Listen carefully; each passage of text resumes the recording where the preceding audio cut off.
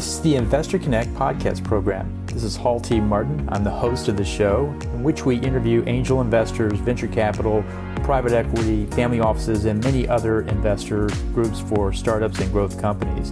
I hope you enjoyed this episode. Thank you for joining us.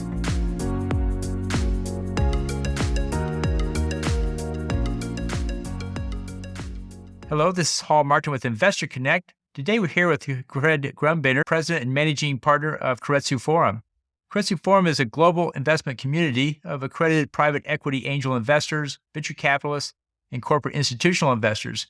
Koretsu Forum is a worldwide network of capital, resources, and deal flow with 53 chapters on 4 continents. Koretsu Forum members invest in high-quality, diverse investment opportunities. Fred, thank you for joining us. Thank you. Good to be here. Great. So tell us more about your background before joining Koretsu Forum. All right. Well, I was trained as a lawyer, went to the University of Michigan Law School, then worked at several large law firms, Chicago, Detroit area, and the DC area.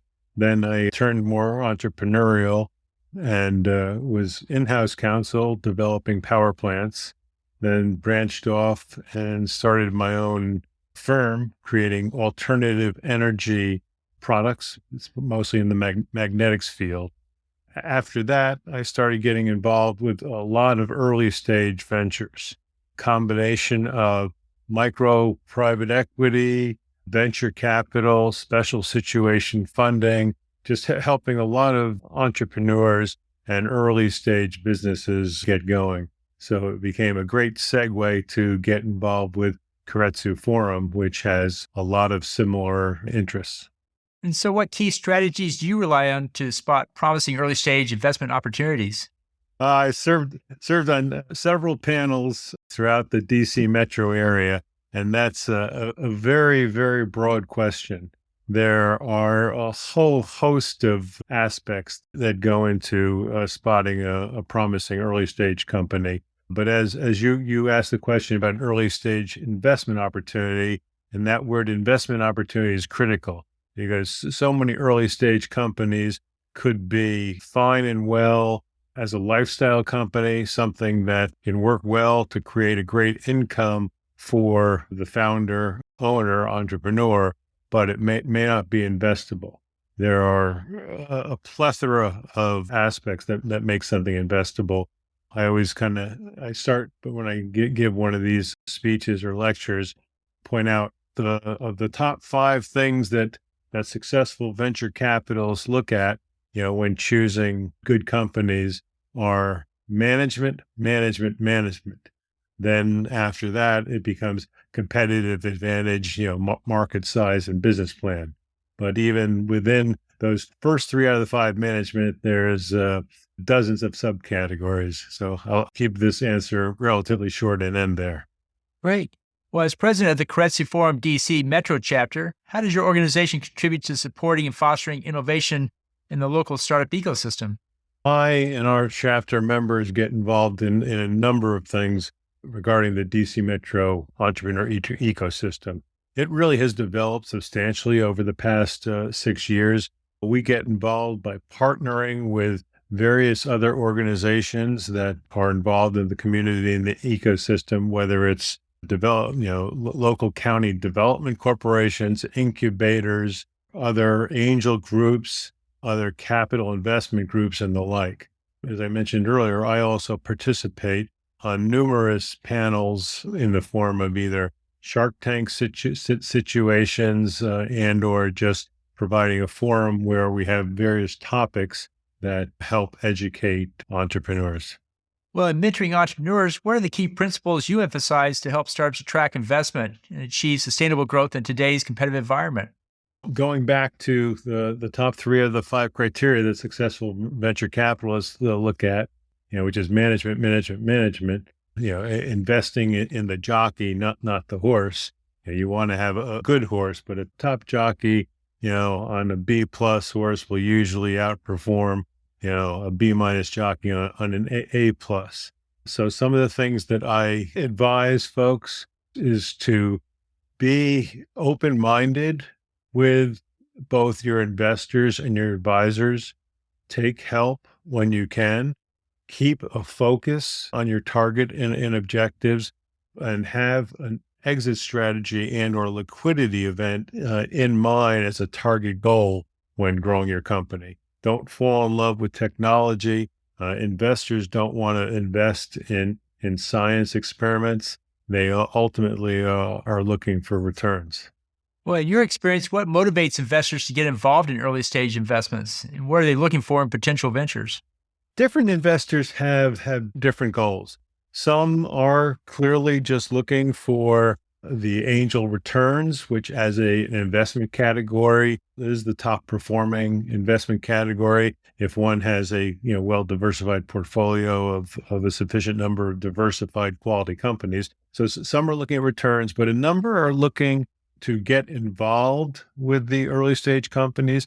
They want to be advisors, they want to be mentors, they want to help with the company. Others just get excited with the underlying technology and want to see that come about.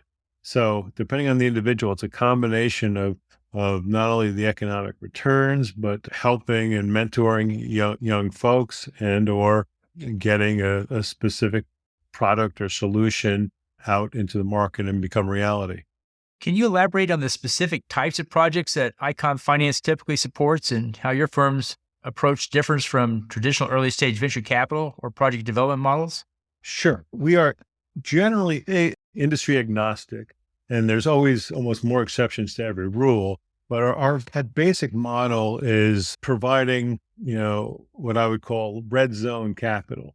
A company or an early stage company or developer has taken a project, to the red zone, past the 20-yard line toward the goal line, but needs that last push of capital to get it over the hump, in order to create a significant value enhancing milestone, such as a financial close to bring the large dollars to fully build out the facility or the project. We typically have many of our investments in the renewable energy space or waste to value.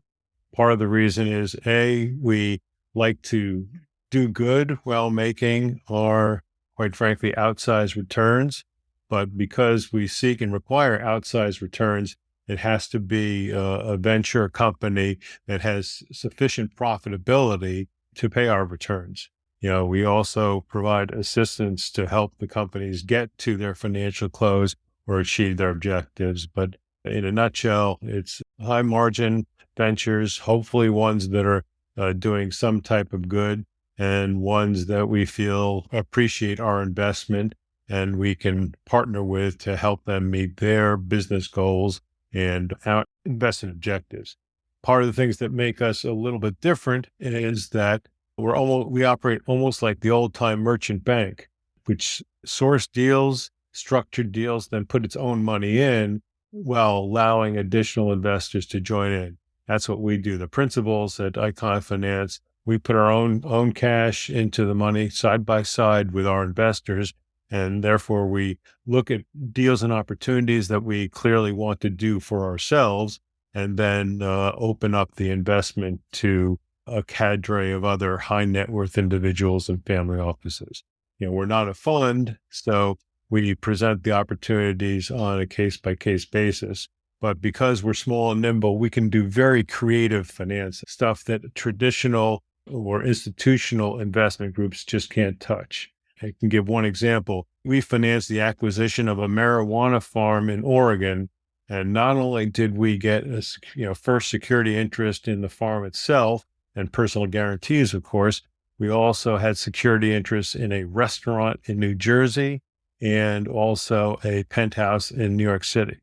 No institutional entity, bank, finance company, et cetera, could ever even consider any kind of transaction like that. But because we're small and nimble, we can be creative in the structuring and how we collateralize the loan/investment and protect our venture.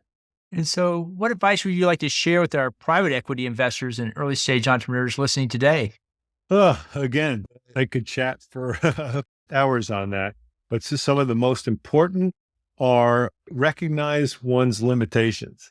One cannot do anything themselves. It is, in my opinion, is key and critical to associate with other folks who can not only source the deals, and even structure the investment opportunities appropriately, but also have the ability, capacity to do sophisticated and disciplined due diligence. Because I think the number one reason that investors in early stage ventures lose money is due to the lack of due diligence. There's a number of things that enhance and improve the investment returns for early stage investments, one of which is due diligence. Additionally, is having some industry expertise or resources that can analyze the industry segment. Another is having regular contact with your portfolio company and entrepreneurs. I mean, that regular contact can be as simple as a monthly update call or as much as weekly calls and involvement. Other key things is to make sure that the management is willing to have goals that are fairly aligned with your goals. A classic example is, an early stage investors invest in a company that ultimately becomes multiple $100 million in revenues, but the founder has had all the power and kept funneling all the proceeds back into the company.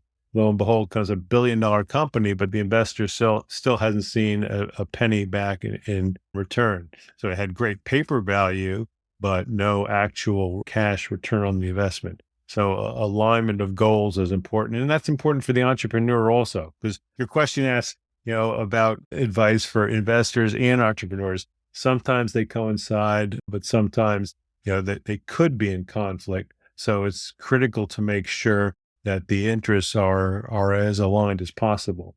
I mean, one of the adages that some people say, it's worse to take the wrong money than taking no money at all.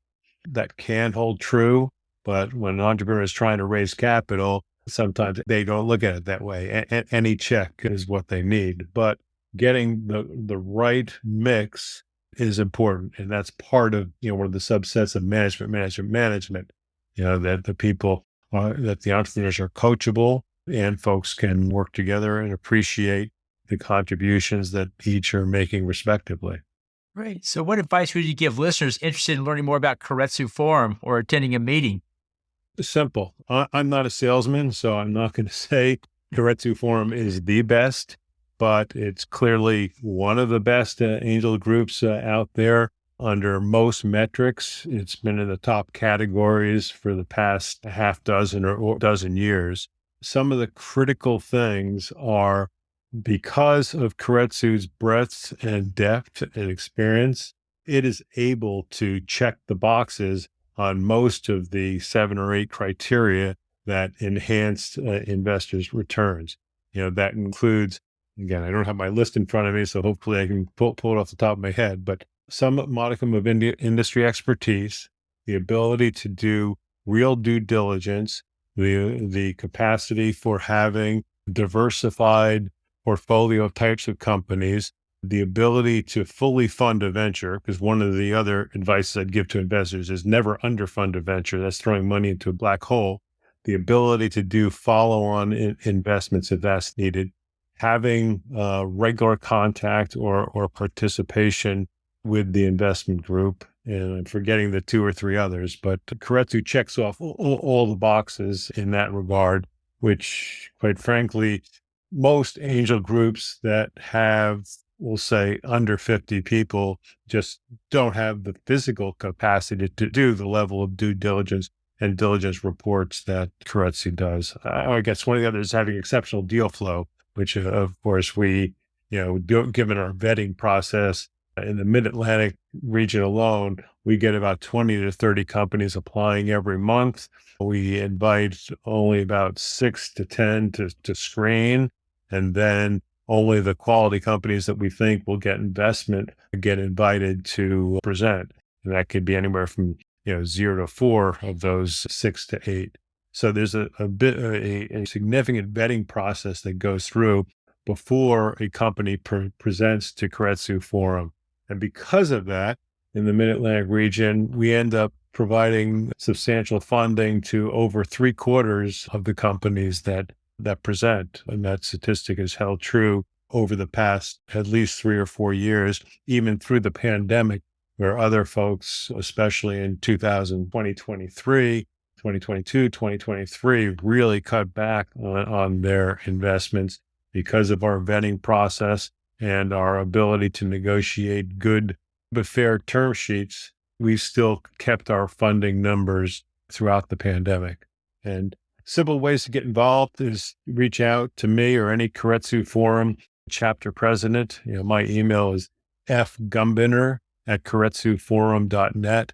That's FGUMBINNER@koretsuforum.net. But one can also go to the various Keiretsu websites. There's both a global or national one and regional. Our regional one is KeiretsuForum-midatlantic.com, and the national is just KeiretsuForum.com. Both have a plethora of information. And the simplest way to get involved is to contact one of the regional presidents, and they'll invite you to attend one of the forum meetings where you can get a good sense of what Keiretsu is about. Plus, as I said, we have a plethora of materials on the websites, and we have a new member booklet, which gives a lot of information about us, what we do, and also what differentiates us. So that's some easy ways to potentially get involved. Great. Well, that brings us to the end of our interview. We'll include your contact details in the show notes. I want to thank you for joining us today and hope to have you back for a follow-up soon. Surely. Happy to do so. Appreciate your reaching out. Thank you. Investor Connect helps investors interested in startup funding. In this podcast series, experienced investors share their experience and advice. You can learn more at investorconnect.org. Paul T. Martin is the director of Investor Connect, which is a 501c3 nonprofit dedicated to the education of investors for early-stage funding. All opinions expressed by Hall and podcast guests are solely their own opinions and do not reflect the opinion of Investor Connect. This podcast is for informational purposes only and should not be relied upon as a basis for investment decisions.